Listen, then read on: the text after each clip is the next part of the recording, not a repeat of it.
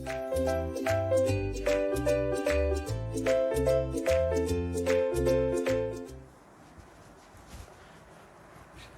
Very good evening, good afternoon, good morning. कैसे हैं बच्चों आप लोग? आपके राम सर। चलिए स्टार्ट करते हैं। आज का टॉपिक है आइडियल सॉल्यूशन। उससे पहले हम लोग स्टार्ट करेंगे न्यूमेरिकल के साथ, है ना, क्योंकि न्यूमेरिकल भी मैंने कहा था ना, मैंने वैसे ये एग्जांपल मुझे इंपॉर्टेंट लगा, मैंने एक एग्जांपल क्वेश्चन लिया हुआ है, लगा नहीं, ये इंपॉर्टेंट है ही, ठीक है, और बहुत बार एग्जाम में आया हुआ क्वेश्चन है, इसलिए मैंने इस एग्जाम्पल को भी सोचा करा दूँ, है ना। बहरहाल एग्जाम्पल का सोल्यूशन एनसीईआरटी में है, बट फिर भी कुछ चीज़ें यहाँ पे आपको सीखने को मिलेंगी, ठीक। और देखो इंटेक्स का जो आपका सोल्यूशन है, एक्सरसाइज का सोल्यूशन है, तो एक अलग आपका प्लेलिस्ट है ना, एक अलग पूरी सीरीज़ वहाँ पे बन रही है, तो वहाँ से आप न्यूमेरिकल्स को फॉलो कर सकते हो। और बाकी के जो न्यूमेरिकल्स हैं, जैसे एग्जाम्पल हो गया या कोई इंपॉर्टेंट चीज़ें हैं, तो वो लेक्चर के साथ में मैं कवर कर रहा हूँ, ठीक है। सारे बच्चे आ चुके हैं? चलो पेन कॉपी के साथ बैठिए। अगर आप ट्राई कर पा रहे हो तो खुद से ट्राई भी करो, ठीक है ना, बिल्कुल। आशीष मुदित, ठीक है, आशीष यादव, मुदित और आसिफा, और भी बच्चे जो है ग्रेजुअली करके आ रहे हैं। स्टार्ट किया जाए। ये क्वेश्चन देखो, बड़ा मत देखो कि सर ये तो क्वेश्चन बहुत बड़ा लग रहा है, ठीक है। दो चीज़ें यहाँ पे आपको करनी, पहले क्वेश्चन को, मैंने कहा था ना, कोई भी क्वेश्चन बहुत आसान हो जाएगा, पहले उसका डेटा नोट करो, ठीक। तो वही काम करना है हम लोगों को, पहले डेटा नोट करना है, इसके बाद एक छोटा सा टॉपिक है आइडियल सोल्यूशन, फिर हम जो है नेक्स्ट लेक्चर में आपका कवर कर लेंगे नॉन आइडियल सोल्यूशन। दोनों को एक साथ कवर करने में लेक्चर काफ़ी बड़ा हो सकता है, इसलिए आज हम केवल आइडियल सोल्यूशन तक कवर करेंगे, ठीक, बिल्कुल।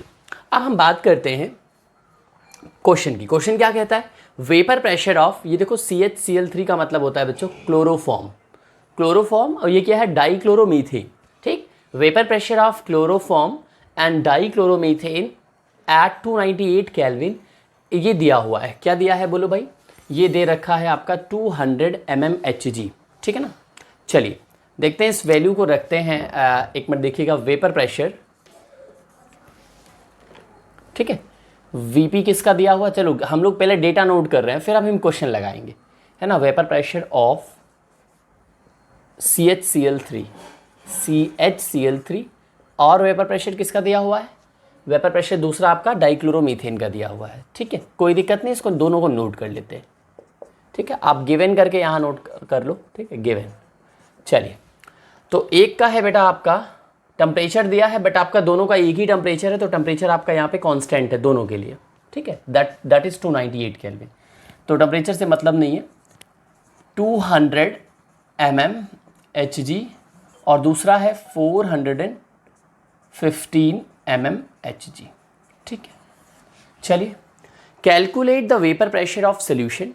हमें क्या करना है? PS कैलकुलेट करना है, ठीक।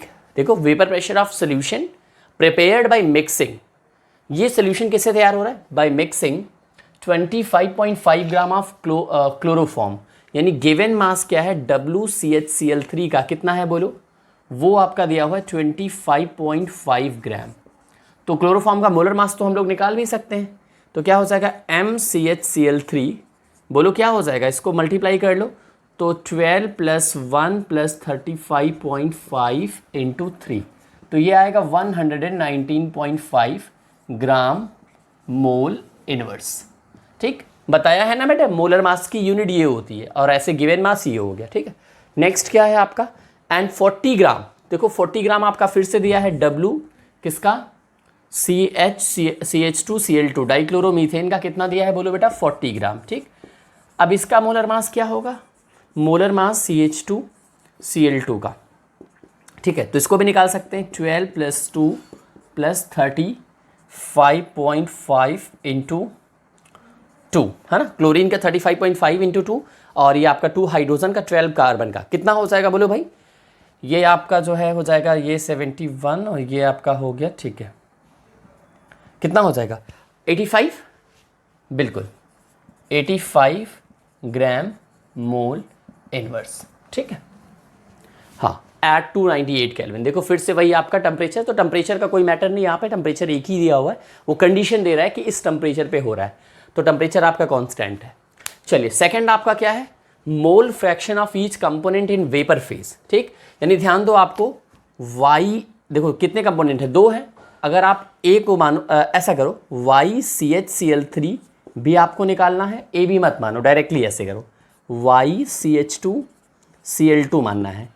तो mole fraction of vapour phase मैंने अभी कल वाले ही लेक्चर में आपको बताया था, प्रीवियस वाले लेक्चर में, है ना। क्या बताया था बोलो भाई, कि जो आपका मोल फ्रैक्शन होता है कंपोनेंट का, अगर वेपर फेज में हम निकालते हैं तो Y से इंडिकेट करते हैं। सेम कहानी ये भी है, जैसे YA plus YB equals to ये भी 1 के बराबर होगा, जैसे JA प्लस JB करते हो ना, बट यहाँ पे वेपर फेज में ये आप करो। तो ये दोनों निकालना है सेकेंड पार्ट में, और इसमें क्या निकालना है, ये फर्स्ट पार्ट में निकालना है। ठीक, तो चलिए एक एक करके हम करते हैं, बहुत अच्छा क्वेश्चन है। ठीक है, तो सबसे पहला काम ध्यान दो, हमें ये निकालना है। तो एक काम करते हैं, हम यहाँ से क्या निकाल सकते हैं बोलो भाई, इन दोनों से जाइए एग्जैक्टली इन दोनों से क्या निकाल सकते हैं, जाइए जाई भी निकाल सकते हैं, गिवन मास मोलर मास हमारे पास है। ठीक, तो आप सबसे पहले जाइए निकालो। ठीक, या एक काम करो, जाई ए ना समझ पा रहे हो तो जाई क्लोरोफॉर्म लिख लो, CHCl3। तो जाई क्लोरोफॉर्म कैसे लिखोगे, N chloroform right upon N chloroform upon N chloroform plus N dichloro methane. ठीक है, अब यहां से हम लोग रख सकते हैं, क्या रख पाएंगे बोलो भाई, फटाफट बोलो। एक काम करते हैं, इसका हम निकाल ही लेते हैं। तो अगर हम बात करें N क्लोरोफॉर्म CHCl3 तो कितना हो जाएगा, W/M। तो W/M कितना है N क्लोरोफॉर्म का, बोलो N क्लोरोफॉर्म का W/M कितना है। ठीक है, हाँ अभी इसको एक काम करो, इसको हटा दो ताकि ये कन्फ्यूज़न ना होने पाए, रुक जाओ इसको हटा देते हैं। ठीक है, नहीं तो आप इधर कन्फ्यूज़ करने लगो। तो W/M कितना है गिवन मास क्लोरोफॉर्म का, गिवन मास है 25.5 अपॉन मोलर मास कितना है बोलो, 119.5। क्लियर, तो ये इसको सॉल्व कर लो, तो यहाँ पे आपका NCHCl3 निकल के आ जाएगा, वो कितना है आपका 0.213 आएगा। ठीक है, कितना आएगा 0.213 मोल आएगा। ठीक है, और दूसरा निकाल लो NCH2Cl2 क्या हो जाएगा W/M, तो डायरेक्टली हम रखते हैं 40/85। ठीक, तो यहाँ से जो वैल्यू आएगी वो कितना मोल आएगी, ठीक है 0.688 मोल आएगी। ठीक है, अब हमारे पास NCHCl3 भी है, ये भी है, तो हम डायरेक्टली इसको रखते हैं। तो यहाँ से क्या हो जाएगा बोलो भाई, यहाँ से जो होगा आपका रखने के बाद 0.213 अपॉन 0.688 प्लस 0.213 है ना, मैंने इसका पहले रख दिया, देखो ये। ठीक है भाई, चाहे जैसे रखो, टोटल आप कर सकते हो या डायरेक्टली आप ऐसे रख करके सॉल्व करो। तो यहाँ पे आपका जाई क्लोरोफॉर्म कितना आएगा, ठीक है, यहाँ से हम निकाल सकते हैं ना जाई क्लोरोफॉर्म, बिल्कुल निकाल सकते हैं। ठीक, तो जाई क्लोरोफॉर्म और साथ ही साथ हम लोग दूसरा भी निकाल सकते हैं, दूसरा क्या होगा जाई डाइक्लोरो मीथेन। ठीक, तो दोनों ही ध्यान दीजिएगा, तो इसको सॉल्व करोगे तो आएगा बेटा आपका 0.312 आएगा। ठीक है, और अगर ये 0.312 आया तो 1 से माइनस कर दो, तो क्या हो जाएगा, ये आपका 1 माइनस 0.312 इज इक्वल टू हो जाएगा 0.688। ठीक, तो हमारे पास क्या निकल करके आ गया, देखो मैं आसानी से इसलिए बता रहा हूं बच्चों क्योंकि ये आप जानते हो, है ना, मुझे नहीं लगता इसमें कोई प्रॉब्लम है क्योंकि हम लोग मोल फ्रैक्शन के क्वेश्चंस कर चुके हैं, है ना भाई। देखो दो कंपोनेंट ए बी मानो, चाहे जैसे करो। ठीक है, हमें अगर ये निकालना है तो N, जैसे हमें क्लोरोफॉर्म निकालना है, ठीक है जाई क्लोरोफॉर्म, तो N chloroform upon N chloroform plus N dichloromethane जो दूसरा कंपोनेंट है, तो N की वैल्यू हम पहले यहाँ से निकाल रहे हैं, N क्लोरोफॉर्म इतना आ रहा है इतना मोल, और N डाइक्लोरोमीथेन इतना मोल आ रहा है। ठीक, तो आप हम सबसे पहले निकाल रहे हैं किसका, क्लोरोफॉर्म का निकाल रहे हैं, तो क्लोरोफॉर्म का मोल अपॉन क्लोरोफॉर्म का मोल प्लस डाइक्लोरोमीथेन का मोल। ठीक, तो ये आपका आंसर आ गया। ठीक है, अब ध्यान दो, चाहे तो ऐसे ही इसका भी कर सकते हो, इसका कैसे कर सकते हो, या तो आप ये वैल्यू ऊपर रखो और ये नीचे तो सेम ही रहेगा, ये वैल्यू ऊपर करके तब पर भी ये आएगा, या फिर एक काम करो दो ही कंपोनेंट है तो 1 से माइनस कर दो, तो आसान यही है, ये माइनस कर लिया ऐसा। ठीक, तो प्लीज़ इसको नोट कर लो यहाँ तक, अभी ये क्वेश्चन कंप्लीट नहीं हुआ, क्वेश्चन थोड़ा सा बड़ा है। चलिए अब देखते हैं, इसके बाद हमारे पास जो है डेटा कहाँ, ये दो डेटा आ चुका है। ठीक है, अब हम आगे बढ़ते हैं फॉर्मूले की तरफ। ठीक है, नोट हो गया, ठीक है, मैं फॉर्मूले के, क्योंकि इसका अब इतना तो आपका काम हो चुका है, अब हमें PS निकालना है। ठीक है, अब हम चलते हैं PS की तरफ।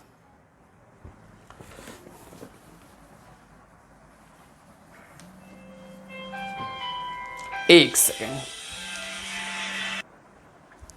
ठीक है,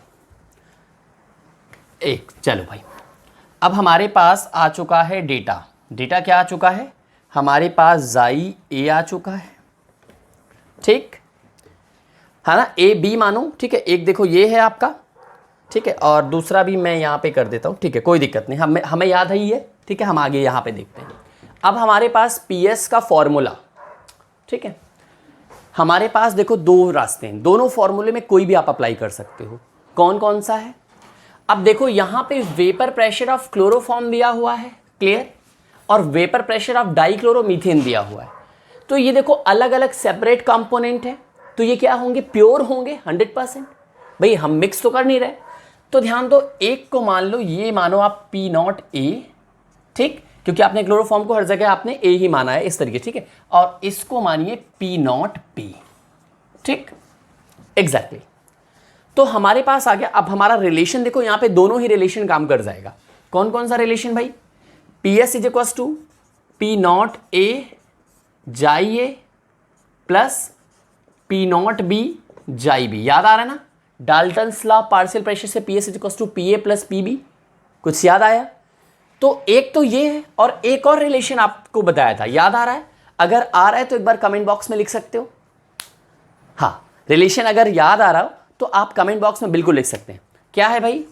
p not A plus p not B minus P not a जाई बी, ठीक, एग्जैक्टली। तो आप ये भी फॉर्मूला यूज कर सकते हो। अब ध्यान दो, p s is equal to, अब चाहे जो यूज कर लो, देखो हमारे पास वैल्यू सारी है, ठीक। तो पी नॉट ए की वैल्यू क्या है बोलो भाई? अगर इसको आपने माना तो ये हो जाएगा 200 प्लस, ठीक, पी नॉट बी की वैल्यू क्या है? 415 माइनस 200, और जाई बी क्या आया हुआ है? अभी पता था ना, जाई बी इन द सेंस, देखो दूसरा क्या है आपका? डाइक्लोरोमीथेन। तो डाइक्लोरोमीथेन आपका क्या हो जाएगा? 0.688, ठीक। तो ये रख करके सॉल्व कर सकते हो, चाहे इसमें कर लो आप, ठीक। तो यहां से आपका क्या निकल करके आ जाएगा बेटा? पी एस निकल करके आ जाएगा, है ना। 200 प्लस ये आपका हो गया, देखो पी नॉट बी माइनस, इस तरीके से, ठीक है। तो इसको आप रख करके सॉल्व कर लो, या यहां पे भी आप रख करके सॉल्व कर सकते हो। कैसे भाई? ठीक है, और आप क्या कर सकते हो, चेक करो दोनों का डेटा, ठीक है। P s is equal to, कर लोगे ना, इसको रहने दें, बोलो भाई, इसको कर लोगे कि नहीं? बताओ भाई, यस और नो। ठीक है, ओके। तो क्या आंसर आ जाएगा? P s is equal to, इसको सॉल्व कर लो, तो मैं डायरेक्टली लिख दूं, ये आएगा बेटा 347.9, ठीक है, 347.9 mmHg, ठीक, प्रेशर की यूनिट मिलीमीटर मरकरी, ठीक है, mmHg, क्लियर। अब ध्यान दो, अब आपको क्या निकालना है? आपको निकालना है वाई ए, ये तो पी एस आ गया, और वाई बी निकालना है, क्लियर। वाई ए वाई बी निकालना है, तो वाई ए इक्वल्स टू क्या हो जाएगा? P a upon p t, clear. और वाई बी इक्वल्स टू क्या हो जाएगा? P b upon p t. P t is the total pressure, यानी प्रेशर के टर्म में हमें करना है। अब पी ए के लिए क्या हो जाएगा? ध्यान दो, आपने पढ़ा है, since p a equals to होता है एक मिनट, p a equals to p not a chi a, right, और पी बी इक्वल्स टू क्या होता है? P not b chi b. ये तो हमें पहले से पता है, तो हमें पी ए तो अभी कहीं आया नहीं है, ये तो पी नॉट ए और पी नॉट बी है ना। अभी हमारे पास पी ए कहाँ आया है? ठीक, तो पी ए तो तब आएगा जब इन दोनों का मल्टीप्लाई करेंगे, ठीक है ना। तो अब यहाँ पे वैल्यू रखो, तो पी नॉट ए कितना है बोलो? पी नॉट ए है आपका 200 इंटू जाई ए कितना था? जाई ए जो निकाला गया था, ये तो जाई भी हो गया, तो जाई ए कितना था बोलो भाई? 0.312, ठीक। यहां पे आपका कितना आ जाएगा? ये मैं डायरेक्टली आंसर लिख दूं, ठीक है, चेक करो आंसर कितना आएगा, तब तक आप लोग कैलकुलेट करो। और यहां पे पी नॉट बी की जगह क्या हो जाएगा? 415 इंटू, और ये हो जाएगा 0.688, ठीक। तो आंसर यहां पे कितना मिल रहा है बोलो? दोनों का जो है सॉल्व कर लो, तो यहां पे जो आपको मिल रहा है वो मिल रहा है 285.5 mmHg। ये हो गया क्या भाई PA, और PB की बात करें तो ये आएगा 62.4 mmHg। ठीक है ना, बिल्कुल नोट कर लो। अब ध्यान दो, अब आपको y भी चाहिए। अब मेरे पास हाँ पूरा आ चुका है। PA की वैल्यू कितनी है जल्दी बोलो।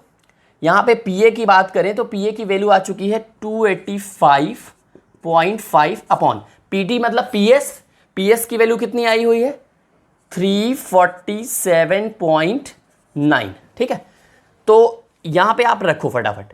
तो ये आपका यहाँ से YA निकल करके आएगा, तो YA कितना आएगा बोलो भाई। YA आएगा आपका 0.018 YA। अब Y भी निकालना है, ठीक है ना। YA कितना, एक मिनट सॉरी सॉल्व करो, थोड़ा सा इसका सॉल्व करोगे तो आई थिंक 0.18 नहीं आएगा, 0.82 आएगा। मैं डायरेक्टली आंसर लिख रहा हूँ, सॉल्व नहीं कर रहा हूँ, बस आपका टाइम सेव कर रहा हूँ। ठीक है, बिल्कुल। तो YA जो कॉस्ट क्या हो जाएगा 0.82 बेटा, इसको सॉल्व करने के बाद आपका आया। और फिर आपको पता है YA प्लस YB जो कॉस्ट किसके बराबर होगा 1 के बराबर। तो YB जो कॉस्ट क्या हो जाएगा 1 माइनस YA की वैल्यू क्या है 0.82, तो ये आ जाएगा 0.18 बेटा इसका होगा, 0.18 इसका होगा YB का। ठीक, तो आपके पास YB भी आ गया और YA भी आ गया। ठीक, और PS आपका पहले आ चुका था, ये है PS। ठीक है, तो देखो सब डेटा दिया हुआ था, है ना। देखो आंसर मैंने बेटा डायरेक्ट लिखा है, नो डाउट। ठीक है, बट आप तो केवल कैलकुलेशन पार्ट आपका जो है बचा, तो कैलकुलेशन आप कर ही सकते हो। ठीक है, बिकॉज अब कैलकुलेशन करूं तो वो टाइम ले, तो दैट आई डोंट वांट। चलिए हो गया, या तो मैं इजी वाले न्यूमेरिकल लूँ, जल्दी कैलकुलेशन हो जाए, तो वो मैं नहीं चाहता। जो इंपॉर्टेंट न्यूमेरिकल है वो आपके लिए ज़रूरी है। ठीक, तो पूरा समझा दूँ फिर से एक बार। वेपर प्रेशर दिया था किसका भाई, प्योर वेपर प्रेशर क्लोरोफॉर्म और डाइक्लोरोमीथेन का। एक का था आपका P0 A इसको माना, इसको P0 B माना। ठीक है, उसके बाद आपके दो कंपोनेंट A और B मैंने मान लिया। अब आपको सबसे पहले PS निकालना था, तो PS के लिए क्या चाहिए होता है आपको, जाई A चाहिए, जाई B चाहिए, P0 A चाहिए, P0 B चाहिए। P0 A P0 B directly दिया है, जाई B आप निकाल लोगे ना, जाई B बिल्कुल निकाल लोगे। जाई B कैसे निकलेगा, हाँ Na upon Na plus NB, तो एक को ये मान लो पहले कंपोनेंट को, दूसरे को B मान लो। N कैसे निकलेगा W/M दिया ही है, मोलर मास निकाल लिया, W दिया था, है ना, देखो दिया हुआ है W दोनों का, ये आपका 25.5 ग्राम ये। ठीक है ना, तो अगर हमारा जाई A निकल गया तो आराम से जाई B भी निकल जाएगा। तो जाई B निकल गया, P0 A P0 B दिया था, तो हमारा PS निकल करके आ गया। और PS निकल करके आ गया। अब ध्यान दो, अब यहाँ पे आपको PA चाहिए, क्योंकि आपको YA निकालना है। YA equals to PA upon PT होता है, तो PA तो नहीं दिया, लेकिन आपके पास जाई A और P0 A है, तो यहाँ से PA निकाल लोगे, यहाँ से PB निकाल लोगे। अब चाहो तो दोनों रख, देखो हमने एक निकाला भी नहीं, दूसरा ऑटोमेटिकली आ गया। ठीक है, तो ये सिस्टम है। तो YA equals to PA upon PT ये मैंने रखा, तो ये हमारा YA निकल के आया। तो जैसे मोल फ्रैक्शन आपने पढ़ा हुआ है जाई के फॉर्म में, जाई के टर्म में, वैसे यहाँ पे YA plus YB equals to भी 1 होगा, है ना, because chi a plus chi B equals to 1 होता है। इवन और कंपोनेंट होंगे, चाहे इनफाइनाइट कंपोनेंट हो, बट सम जो होगा हमेशा 1 के बराबर होगा। ठीक, तो ये चीज़ यहाँ पे रख दिया। तो प्लीज़ ये क्वेश्चन नोट कर लो। अब ये कंप्लीट हो गया। थोड़ा सा क्वेश्चन बड़ा था ना बच्चों, कोई बात नहीं, है ना, बट ये अच्छा क्वेश्चन था, इंटरेस्टिंग था। हमने जो पढ़ा ना वो सारा लग गया, इसमें सारा अप्लाई हो गया। जो हमने राउल्स लॉ पढ़ा वो आराम से यहाँ पे अप्लाई हो गया। ये जरूरी होता है ना, ये जरूरी होता है कि हम अगर पढ़ रहे हैं और वो कॉन्सेप्ट अगर अप्लाई हो जा रहा है, तो उससे बेहतर कुछ है नहीं बच्चों। चलिए आगे बढ़ जाएं। नेक्स्ट है आपका, हेडिंग डालिएगा बच्चों, लिक्विड सॉल्यूशन। Liquid solution. ठीक, लिक्विड सॉल्यूशन, बिल्कुल। लिक्विड सॉल्यूशन की अगर हम बात करें यहाँ पे, ठीक है, तो इसमें आपको दो पढ़ना है। लिक्विड सॉल्यूशन में क्या पढ़ना है, दो, ध्यान दो। टाइप्स की बात करें तो यहाँ पे आपको दो पढ़ना है। कौन कौन सा, पहला है आइडियल सॉल्यूशन, और सेकंड है बेटा आपका, सब नाम से ही क्लियर हो गया होगा, सेकंड क्या है बोलो, नॉन आइडियल सॉल्यूशन। ये आइडियल है भैया, नॉन आइडियल सॉल्यूशन। ठीक, तो आसान है दोनों ही। अभी हम आइडियल सॉल्यूशन स्टार्ट करते हैं। चलिए आइडियल सॉल्यूशन की हम बात करें। आइडियल सॉल्यूशन क्या होता है, बहुत आसान है। ठीक है बेटा, ये किस बेसिस पे है, on the basis of on the basis of Raoult's law. कौन से लॉ के बेसिस पे है? Raoult's law. ये राउल्स लॉ के बेसिस पे क्लासिफाई किया गया है आइडियल और नॉन आइडियल, ध्यान देना। तो राउल्स लॉ के बेसिस पे है, तो फिर राउल्स लॉ यहाँ टर्म इसमें जो है आइडियल नॉन आइडियल में यूज भी होगा, है ना। तो क्या है, ध्यान दो, solution which obey Raoult's law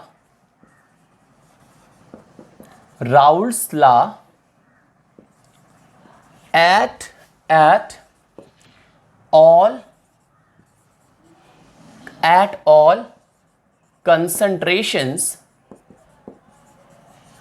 and temperature is known as क्या बोलेंगे भैया? Ideal solution.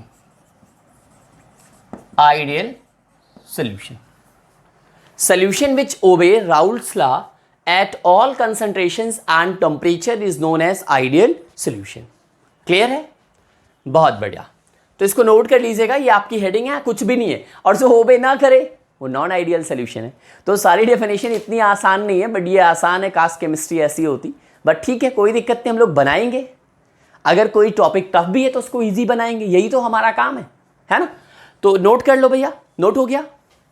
अब हम आगे बढ़ते हैं, पेन कॉपी के साथ प्लीज बैठा करिए। क्लास को ऐसे क्लास की तरीके से बैठेंगे तब ज़्यादा मजा आएगा। अब हम बात करते हैं प्रॉपर्टीज की। कुछ इंपॉर्टेंट प्रॉपर्टीज हैं, उनको देखते हैं। ठीक है, प्रॉपर्टी नंबर 1, ठीक है, इंपॉर्टेंट प्रॉपर्टीज हैं और वो आपको अच्छे से समझना है। ठीक, सबसे पहला प्रॉपर्टी है, ध्यान दो। अगर हम बात करें, दो कंपोनेंट है ए और बी, ठीक। तो अब ध्यान दो, मैं पहले समझा देता हूं। प्रॉपर्टी नंबर 1 की बात करते हैं। प्रॉपर्टी नंबर 1, जैसे दो कंपोनेंट है ए और बी, और वही दो मिलकर के जो है सोल्यूशन बना रहे हैं, ठीक है, आइडियल सोल्यूशन बना रहे हैं। देखो परफेक्टली बहुत आइडियल सोल्यूशन बहुत रेयर है, आसान नहीं है कि आइडियल सोल्यूशन जो है आपका जो है इजीली अवेलेबल हो जाए। It's very rare, really dear children, बहुत रेयर होता है कि वो परफेक्ट आइडियल हो, ठीक है। बट हाँ, उस कैटेगरी में आ जाता है कि नियरली है तो उसको हम आइडियल मान लेते हैं। ये है सिस्टम आइडियल का, ठीक। तो पहली चीज मैं बताऊं, आपके पास दो है कंपोनेंट, एक होगा लेस अमाउंट में, एक होगा ज्यादा अमाउंट में, ठीक है ना, लेस और मोर अमाउंट। चलिए देखते हैं, ए और बी मैंने माना, तो सोल्यूट के बीच में फोर्स ऑफ अट्रैक्शन एक होगा, यानी ए कंपोनेंट मान लो सोल्यूट है, बी मान लो सॉल्वेंट है। तो ए कंपोनेंट के बीच में फोर्स ऑफ अट्रैक्शन होगा कुछ ना कुछ, ठीक है। बी कंपोनेंट के बीच में यानी सॉल्वेंट के बीच में भी फोर्स ऑफ अट्रैक्शन होगा कुछ ना कुछ। और ध्यान दो, जब ये दोनों मिक्स होंगे तो ए और बी के बीच में एक नया फोर्स ऑफ अट्रैक्शन क्रिएट होगा, इसको कहते हैं इंटरमॉलिक्यूलर फोर्स ऑफ अट्रैक्शन, ठीक। तो ध्यान दो, जो फोर्स ऑफ अट्रैक्शन होगा, है ना, फोर्स ऑफ अट्रैक्शन जो नया क्रिएट हुआ किसके बीच में, सोल्यूट और सॉल्वेंट, है ना, बिल्कुल, सोल्यूट और सॉल्वेंट के बीच में, वो किसके बराबर होगा, वो सोल्यूट और सॉल्वेंट के बीच में जो फोर्स ऑफ अट्रैक्शन होगा उसके बराबर होगा, ठीक है ना। तो प्लीज आप लोग नोट कर लीजिएगा, ठीक है। Force of attraction between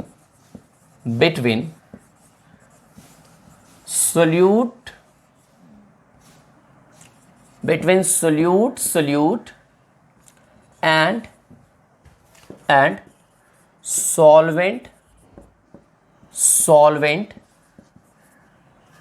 is equal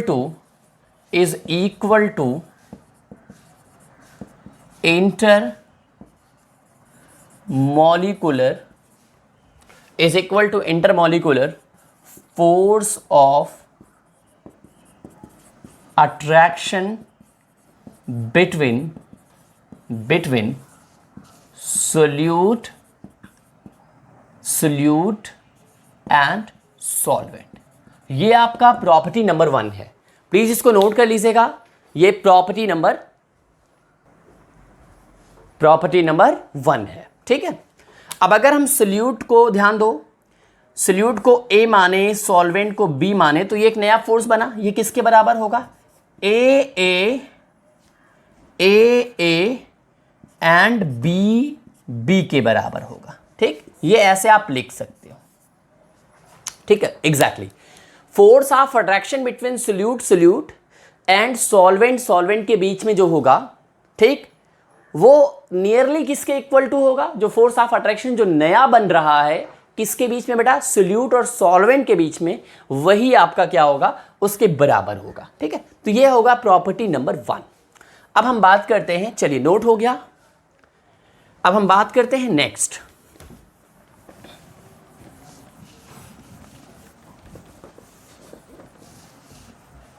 ठीक है, बिल्कुल नॉन आइडियल अभी रोकते हैं। सेकेंड प्रॉपर्टी, ध्यान दो, PS is equals to PA plus PB। ये प्रॉपर्टी नंबर सेकेंड बोल रहा है। इसका मतलब समझ पा रहे हो? यानी टोटल प्रेशर ऑफ जो सोल्यूशन होगा, यानी जो प्रेशर ऑफ सोल्यूशन होगा वो किसके बराबर होगा? Sum of partial vapour pressure of each component present in solution. तो ये भी तो सिंपल ही है, ये तो डाल्टन्स लॉ है, यही आइडियल में भी होगा, है ना? तो आप लिख सकते हो, है ना, total pressure of solution, total pressure of solution, ठीक है ना, total pressure of solution is equal to sum of partial is equals to sum of partial vapour pressure of each component present in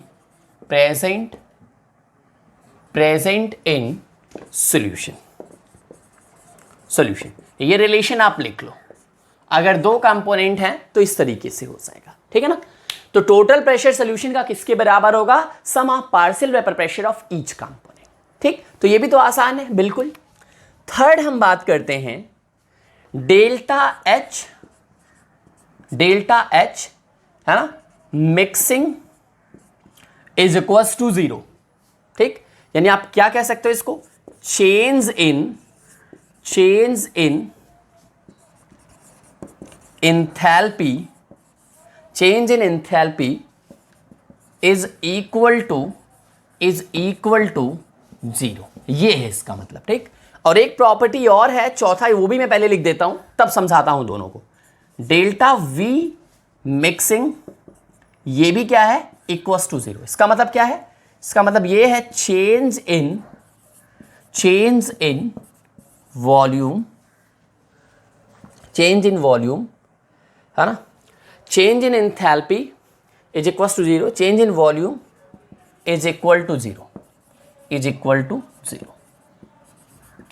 बोलो, equal to बोलो, सब एक ही। ठीक है, ये चीज हो गया। हाँ जी, समझ में आ रहा है ना? अब ये दोनों हम पहले बता देते हैं। ठीक है, हाँ बिल्कुल, उसके बाद हम एग्जाम्पल की बात करेंगे। फिफ्थ में हम एग्जाम्पल्स देखते हैं, एग्जाम्पल्स, और सिक्स्थ पॉइंट में हम फिगर देख लेंगे। ठीक है, चलिए ध्यान दो। पहली चीज तो इन दोनों पॉइंट को पहले क्लियर करो। तो वॉल्यूम की पहले हम बात करते हैं, फिर एंथैल्पी की बात कर लेते हैं। ध्यान दो, अगर हम बात करें मिक्स करने के पहले का वॉल्यूम, क्या होगा? सॉल्वेंट का वॉल्यूम अलग होगा, सोल्यूट का वॉल्यूम अलग होगा। क्लियर? तो सॉल्वेंट का वॉल्यूम आप जो है देख लो कितना वॉल्यूम है ना, मेजर कर लो, और सोल्यूट का वॉल्यूम आप मेजर कर लो, और दोनों को मिला दो। मिलाने के बाद क्या हो गया? सोल्यूट और सॉल्वेंट मिक्स हो गए। मिक्स होने के बाद आप क्या करो, जो आपने सॉल्वेंट और सोल्यूट का वॉल्यूम मेजर कर रखा है उसका टोटल कितना मेजर आ रहा है, और आप मिक्स करने के बाद ध्यान दो, है ना, सॉल्वेंट और सोल्यूट का जो आपने मिक्स कर दिया उस सोल्यूशन का जो वॉल्यूम होगा उसका कितना आ रहा है। तो जो सोल्यूशन का वॉल्यूम होगा वो किसके बराबर होगा? जो आपने सोल्यूट और सॉल्वेंट को सेपरेटली मेजर करके रखा है उनके सम के बराबर होगा। तो इसीलिए आपका चेंज इन वॉल्यूम क्या होता है? बिफोर एंड आफ्टर इंटरमिक्सिंग क्या होता है? 0 होता है। समझ में आया? यानी वॉल्यूम में चेंज नहीं होने वाला है। अब ये मत समझना कि सर पहले तो सॉल्वेंट सोल्यूट अलग अलग थे तो पहले तो थोड़ा थोड़ा वॉल्यूम रहा होगा, मिक्स होने पे ज्यादा हो गया होगा। समझ में आया ना मैंने क्या बताया? नहीं, ऐसा नहीं है। क्या किस टर्म में 0 में बोल रहा हूं? सोल्यूट को अलग मेजर किया, सॉल्वेंट को अलग मेजर किया, दोनों का वॉल्यूम हमने एक साथ में मतलब कि सम कर लिया। एक हमें मिल गया वैल्यू, और जब मिक्स कर लिया उसके बाद सोल्यूशन का मैंने देखा तो इन दोनों का सम और इस सोल्यूशन का अकेले बराबर आ रहा था। इसी को हम कहते हैं चेंज इन वॉल्यूम क्या है, जीरो है, बिफोर इंटरमिक्सिंग, आफ्टर इंटरमिक्सिंग। ठीक है, मिक्सिंग के पहले और इवन बाद में भी। देखो ध्यान दो, delta h mixing is equal to zero का मतलब हो गया यहां पे क्या है, इसका मतलब क्या हुआ है ना, ध्यान दो, ना तो हीट इवॉल्व हो रही है ना ही हीट एब्जॉर्ब हो रही है। Okay, neither evolution nor absorption of heat, इसका यही मतलब है, ना ही हीट इवोल्यूट हो रही है ना ही हीट एब्जॉर्ब हो रही है इंटरमिक्सिंग के पहले या बाद में। ठीक, तो बाद में ही स्पेशली हम कंसीडर करेंगे, क्योंकि पहले तो जो रहा वो सेम कंडीशन रहा, तो जो पहले था वही कहानी बाद में है, मिक्स करने के बाद भी। तो जब ये ना ही एक्सोथर्मिक ना ही एंडोथर्मिक ना ही हीट इवोल्यूट हो रही है ना ही हीट एब्जॉर्ब हो रही है, तो डेल्टा एच मिक्सिंग की वैल्यू भी क्या आएगी, जीरो आएगी। ठीक, एग्जाम्पल्स की बात कर लेते हैं। इस कैटेगरी में देखो मैंने कहा था ना आइडियल सोल्यूशन बड़े रेयर है, बट फिर भी कुछ एग्जाम्पल देख लेते हैं। ध्यान दो, इसमें आपका आएगा n hexane and n heptane, इस कैटेगरी को फुलफिल करते हैं लगभग। ठीक, और ध्यान दो एक एग्जांपल और देखते हैं। ठीक है, n hexane n heptane, cyclo hexane and cyclopentane. ठीक है, और एक आध एग्जांपल देख लें। बेंजीन, देखो नेचर लगभग सेम रहेगा तो वो आपका आइडियल लगभग बना देगा। ठीक है, तो बेंजीन एंड टोलुइन, देखो यहां पे सारे के सारे आपको लगभग यहां पे नॉन पोलर नजर आ रहे हैं, तो ये कहानी है इसका, बेंजीन और टोलुइन। और एक आध एग्जांपल ले लें, क्लोरोबेंजीन एंड ब्रोमोबेंजीन, बस करते हैं। ठीक है, तो ये कुछ हमने एग्जांपल्स मैंने आपके सामने लिखे हैं, ये बिल्कुल वर्क करेंगे और इनको ध्यान दीजिएगा आप लोग, प्लीज इसको जरूर याद रखिएगा कि देखो कंपटीशन में कुछ एग्जांपल से वहां से आते जरूर है। कौन कौन से, ध्यान दो, आइडियल सोल्यूशन का एग्जांपल आपको याद होना चाहिए, नॉन आइडियल में नेगेटिव का और पॉजिटिव का याद होना चाहिए, और एजियोट्रॉप्स हम आपको पढ़ाएंगे, वहां पे एजियोट्रॉप्स में मिनिमम बॉइलिंग पॉइंट एजियोट्रॉप्स और मैक्सिमम बॉइलिंग पॉइंट एजियोट्रॉप्स। जिन बच्चों को ये एग्जाम्पल्स याद होते हैं, एक नंबर का क्वेश्चन वो हर हाल में कर ले जाते हैं। देखो याद का मतलब क्या है, इनका कॉन्सेप्ट भी समझ करके याद करो तो ज़्यादा आसानी होगी। जैसे यहाँ पे देखो नेचर सेम है, बिल्कुल पोलर पोलर पोलर, हाँ बिल्कुल लग रहा है यहाँ पे आपका आइडियल सिस्टम होगा। अब यहीं पे ला करके क्लोरोफॉर्म डाल दें इसमें, तो देखो क्लोरोफॉर्म क्या है आपका, सॉरी पोलर का मतलब नहीं, यहाँ पोलर नहीं है बेटा, नॉन पोलर है भैया। एन हेक्सेन एन हेप्टेन ये सारे नॉन पोलर है, स्ट्रॉन्ग है ना, वीक कहीं से नहीं, पोलर का मतलब वीक होता है, ये सारे नॉन पोलर है। ठीक, देखो नॉन पोलर मिक्स हो रहा है, नॉन पोलर मिक्स हो रहा है, तो ये आइडियल देगा। अगर यही पोलर नॉन पोलर कर दो ये मिक्स ही नहीं होगा, ये नॉन पोलर और पोलर कर दो, जैसे क्लोरोफॉर्म ला करके इसमें डाल दो, क्लोरोफॉर्म पोलर है और ये आपका नॉन पोलर है, मिक्स नहीं होगा, तो वो नॉन आइडियल कैटेगरी में चला जाएगा। बट नेगेटिव पॉजिटिव में देखना पड़ेगा कि कौन वेपर प्रेशर आपका कम बना रहा है, कौन वेपर प्रेशर ज़्यादा बना रहा है। ठीक, तो वेपर प्रेशर तब ज़्यादा होगा जब मिक्स नहीं होंगे, है ना, जब सेपरेट हो जाएंगे, जब आसानी से स्केप हो जाएंगे, और वेपर प्रेशर तब कम हो जाएगा जब strong intermolecular force of attraction बनेगा। तो ये एग्जाम्पल आप काफ़ी कुछ हद तक देख करके पहचान भी जाओगे कि यहाँ नेगेटिव होगा, यहाँ पॉजिटिव होगा, यहाँ कोई फर्क नहीं पड़ेगा। तो आप इन पे समझ में भी आ रहा है कि यहाँ पे कोई फर्क नहीं पड़ रहा है। ठीक, तो ये चीज़ रहा। बाकी आप चाहो तो डेल्टा जी और डेल्टा एस भी ध्यान दो, डेल्टा जी वैसे नेगेटिव में होता है, ठीक है, और डेल्टा एस पॉजिटिव में, बहरहाल वो नहीं है तो उसको मत समझो। देखो इसके फिगर की बात करें, यानी इसका जो ग्राफ होगा, वो ग्राफ जो मैंने आपको बनवाया है, कहाँ बनवाया है, इसके ठीक पहले वाले लेक्चर में। तो ये लेक्चर नंबर 9, ठीक, for graph please follow everyone. ठीक है, इसको नोट कर लो, लेक्चर नंबर 9 ग्राफ के लिए आप बिल्कुल फॉलो कर सकते हो, आपको 100% यहां से आंसर मिल जाएगा। ठीक है, हाँ ग्राफ देखो, इसका ग्राफ आपको जो है नेगेटिव पॉजिटिव में भी अभी हम बताएंगे, बट सेम टू सेम है, सेम टू सेम। यही आपका जो ग्राफ वहाँ पे बना है वही आपको यहाँ बना देना, क्योंकि आइडियल सोल्यूशन है। तो हमने जो बनाया है वो राउल्ट्स लॉ का, वो आपका एक नॉर्मल ग्राफ जो बनाया है वो आइडियल के लिए ही है। ठीक है, बिल्कुल, जो वोलाटाइल वाला था। ठीक, तो ये आपका हो गया। इस तरीके से आइडियल यहाँ पे ओवर हुआ। अब हम यहाँ पे लेक्चर इसको एंड कर रहे हैं। इसके बाद का जो लेक्चर होगा वो और इंटरेस्टिंग होगा। उसमें रहेगा आपका एजियोट्रॉप्स और नॉन आइडियल सोल्यूशन रहेगा। नॉन आइडियल सोल्यूशन में दो हम पढ़ेंगे, नेगेटिव डेविएशन, पॉजिटिव डेविएशन, और इसके बाद आपका आएगा एजियोट्रॉप्स। एजियोट्रॉप्स जैसे ही खत्म हो जाएगा आपका एक पोर्शन सोल्यूशन का खत्म हो गया। दूसरा पोर्शन कोलिगेटिव प्रॉपर्टी लेकर के आएगा, और वो थोड़ा सा बड़ा है, तो देखते हैं, वो भी आराम से हम लोग करेंगे। Thank you so much dear children, please keep supporting. Okay, will meet you in the next lecture with the new content. Thank you.